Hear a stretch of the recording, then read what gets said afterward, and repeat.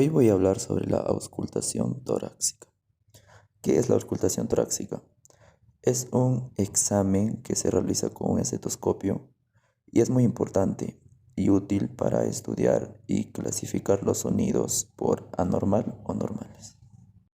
Veamos primero la secuencia de auscultación en el tórax. Veamos primero los puntos número 1.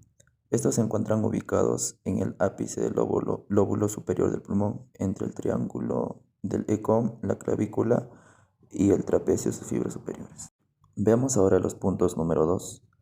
Estos es el segmento anterior del lóbulo superior. Es entre la línea medio clavicular entre la costilla 2 y la costilla 3. Siguiendo la secuencia pasamos al punto número 4.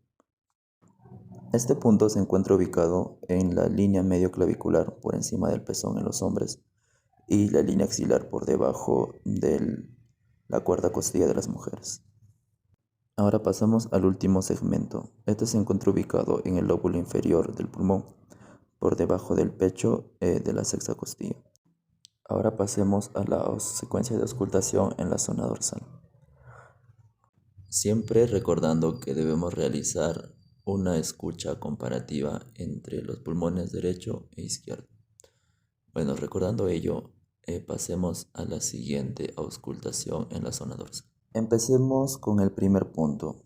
Este se encuentra ubicado en el ápice posterior de los lóbulos superiores, ubicados entre el vértice superior de la escápula, entre el T3 y el T1. Los siguientes puntos se encuentran ubicados en la región interescapular por debajo de la tercera vértebra torácica. Ahora veamos los puntos 3 y 4. Estos se encuentran ubicados aproximadamente debajo de la séptima vértebra torácica.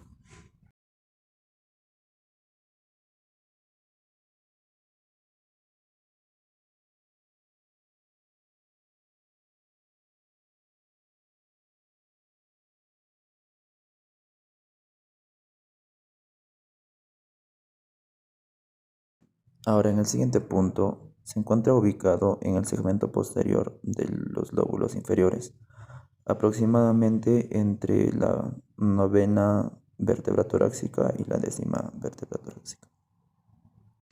El siguiente punto lo podemos ubicar en el segmento lateral del lóbulo inferior, aproximadamente en la línea axilar posterior entre la séptima costilla y la octava costilla.